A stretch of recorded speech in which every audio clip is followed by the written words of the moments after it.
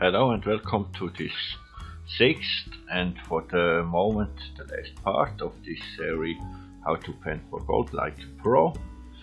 I start now with some rules from Switzerland and then we go to other countries. So for the first, Swiss Association for Gold Panning has made, how can I call it in English, a honorary code for gold penners. So there are 9 rules. The first is we respect the laws. The second point is we don't cause land damage, so we search for gold only in the river and not on the land. Third point is we work without motorized tools, so no dredge, just manual working. Then we maintain a respectful relationship with the fishers. So point number 5 is we don't make claim jumping. Well, in Switzerland we don't have claims, but if you have a hole in the river, nobody should go there inside, so it's just your hole.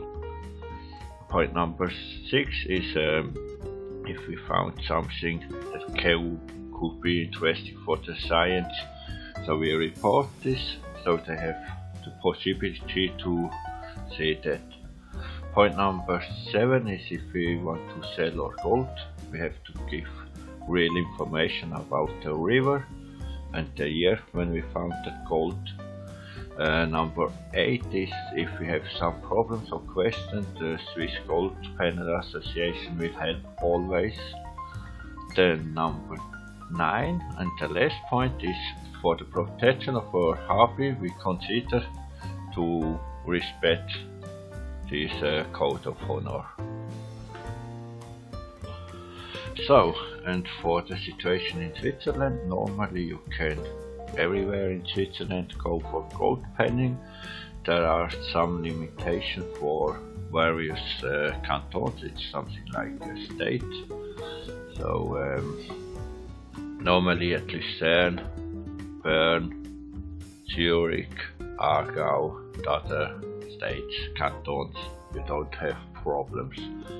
There are some limitations in other cantons, so I will explain you these cantons. So for example, Ticino and Ginevra, you need a license and you have to pay for it. Then we have Canton St.Gallen. That is, they got a lot of troubles with the gold penners and the fishers, so the relationship was not very well working there. And now from the 1st of October until the 31st of May, it's not allowed to go out for gold panning for the protection of the fishing of the fish and their eggs, and yeah, you know what I mean. So then we have Canton Graubünden. At Disentis it's free for gold panning from May to October, and other villages of Graubünden you have to go to the city and you got to buy a license. Normally it's about 10 francs each day. And you can't use motorized tools like in the rest of Switzerland. So watch the rules and the laws and you don't have problem there. So then we come to other countries. So Rauris is in Salzburg in Austria. There is different than Switzerland, and there you can have your own claims. So if you want to go there for gold panning, you have to be sure that you can go to this creek. This is not a private claim. For example, Rauris has 3 places where it's public washing, so there you have to pay a tax every day for a license, and with this license you can take also the gold outside of the Austria. It's like an exportation permit also with this license. So next country is Italy. There is in Piemont. It's very famous, the river Elmo. There also you can't use motorized tools, so only manual working. You can also in Aosta or in Lombardia you can find gold, but you need also a license. I can put the link from the government there, so you can ask for the license for the Elmo River. And they're also important to respect the rules, the laws. If you lose your license, you will lose it for your whole life and you don't get another in another Italian state.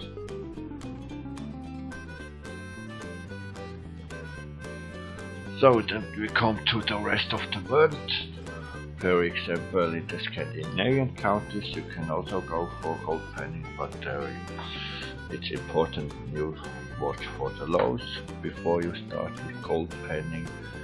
Then Germany is another country you can go for gold panning, but I'm not sure about the laws, if it's everywhere allowed, everywhere with motorized tools. So also for that country check the rules. Then other thing is Australia, New Zealand. I know in New Zealand also you can buy claims, but I know you have to work every year couple of times on this claim, otherwise you will lose it. Then yeah, in Canada for other country or for foreigners it's almost impossible to get the climb license. Normally you need permanent residence that you can get the license to have your own claim. For Alaska territory, no idea if there is possible only for American people or other peoples.